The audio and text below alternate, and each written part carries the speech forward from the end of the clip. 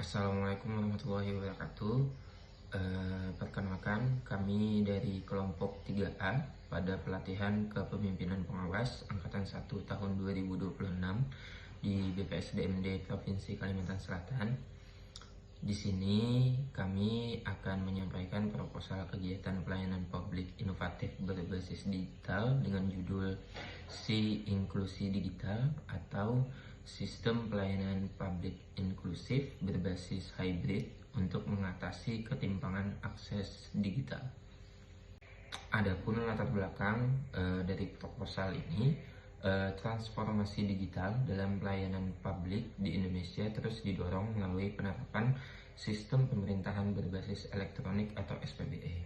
Namun demikian, proses digitalisasi tersebut belum sepenuhnya mampu menjangkau seluruh lapisan masyarakat secara merata.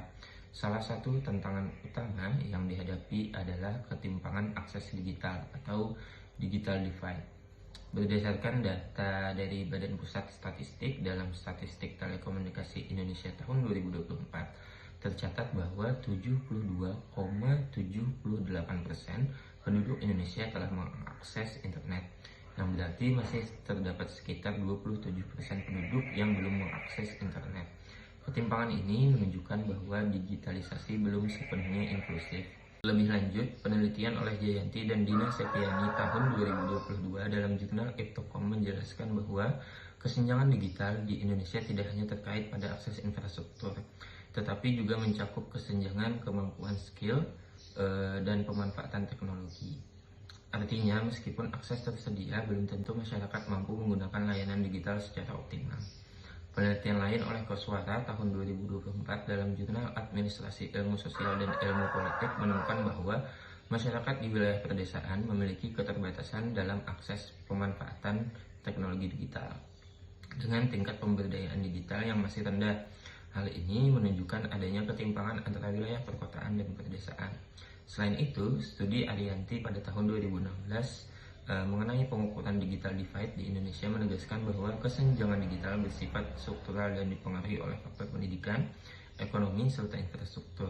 Kondisi ini berdampak pada ketidakmerataannya akses terhadap pelayanan publik berbasis digital. Akibat dari kondisi tersebut muncul berbagai permasalahan dalam pelayanan publik. Antara lain, tidak semua masyarakat dapat mengakses layanan digital. Selain itu juga terjadi eksklusi pelayanan bagi kelompok rentan. Yang ketiga, rendahnya pemanfaatan sistem digital pemerintah. Dan yang terakhir, ketimpangan kualitas pelayanan antar wilayah. Dengan demikian, digitalisasi pelayanan publik perlu diimbangi dengan pendekatan yang tidak hanya berbasis teknologi, tetapi juga memperhatikan aspek inklusi sosial, literasi digital, serta kesiapan masyarakat. Rumusan masalah dari proposal ini yakni yang pertama, bagaimana mengatasi ketimpangan akses digital dalam pelayanan publik. Yang kedua, bagaimana memastikan seluruh masyarakat dapat mengakses layanan secara adil. Yang ketiga, bagaimana meningkatkan kemampuan masyarakat dalam memanfaatkan layanan digital. Berdasarkan kondisi ketimpangan akses digital yang masih terjadi, maka inovasi ini memiliki tujuan utama untuk mewujudkan pelayanan publik yang inklusif, merata, dan berkeadilan. Pelayanan publik tidak hanya harus cepat dan berbasis teknologi, tetapi juga harus mampu menjangkau seluruh masyarakat tanpa diskriminasi dengan menyesuaikan kondisi sosial, ekonomi, dan tingkat literasi digital masyarakat. Secara khusus, inovasi ini bertujuan untuk mengurangi kesenjangan akses digital, meningkatkan literasi digital masyarakat, menyediakan layanan yang adaptif melalui berbagai kanal, serta mendorong pemerataan kualitas pelayanan dan peningkatan kepercayaan masyarakat terhadap pemerintah. Untuk mencapai tujuan tersebut, diperlukan landasan konseptual yang kuat.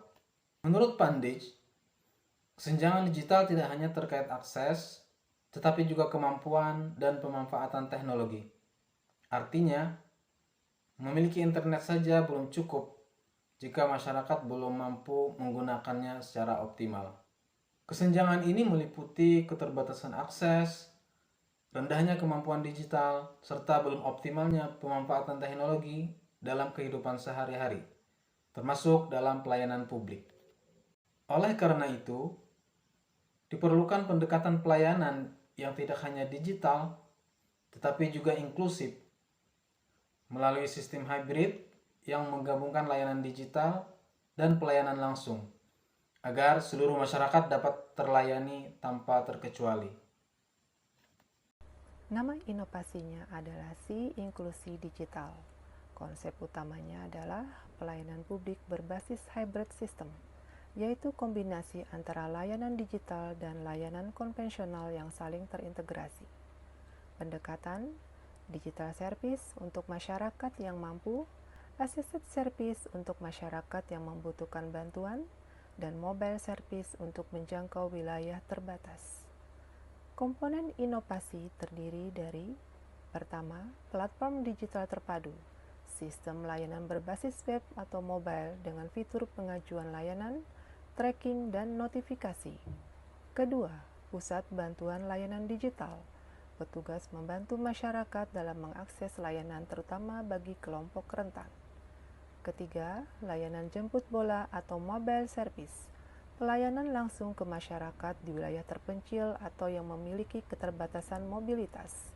Keempat, program literasi digital, pelatihan penggunaan layanan digital secara sederhana dan praktis.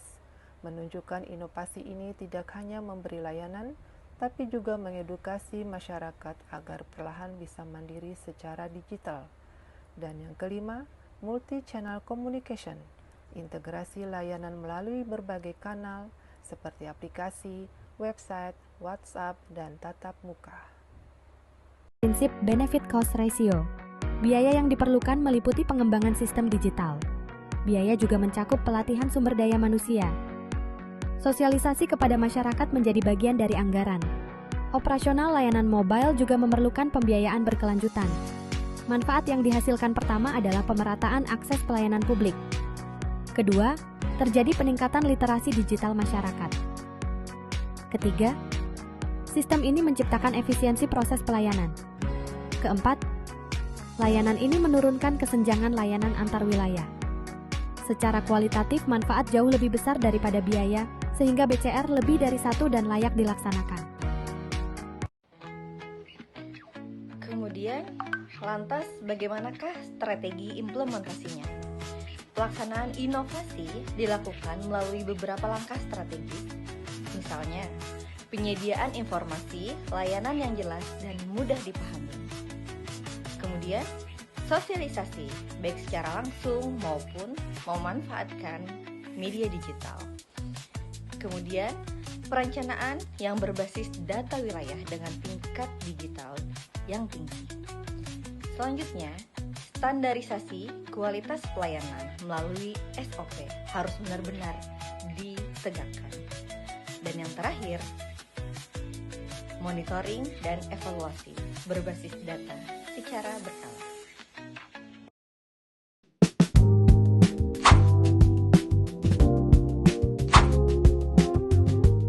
Keberhasilan inovasi ini sangat ditentukan oleh peran kepemimpinan dalam menentukan arah kebijakan pelayanan inklusif, mengintegrasikan layanan lintas sektor, mendorong perubahan budaya kerja aparatur, melakukan pengawasan dan evaluasi secara konsisten. Kepemimpinan yang adaptif dan responsif menjadi faktor utama dalam memastikan bahwa inovasi ini apakah hanya sekadar berjalan sesuai prosedur yang kita inginkan? Tidak. Kita butuh aksi yang meninggalkan jejak, yang memberikan dampak nyata bagi masyarakat.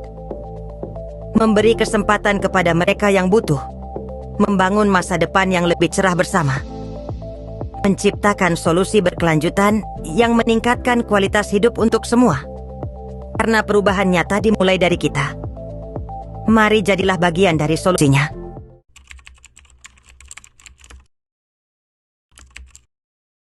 Ketimpangan akses digital membuat pelayanan publik terasa jauh dan rumit bagi sebagian masyarakat. Bagaimana memastikan tak ada satupun yang tertinggal dalam era digitalisasi? Memperkenalkan SI Inklusi Digital, solusi hybrid yang menggabungkan teknologi dan pendekatan sosial. Model hybrid ini memastikan semua kalangan, dari yang melek digital hingga yang belum, dapat mengakses layanan publik dengan mudah. SI Inklusi Digital, komitmen keadilan, layanan publik untuk semua, tidak ada yang tertinggal.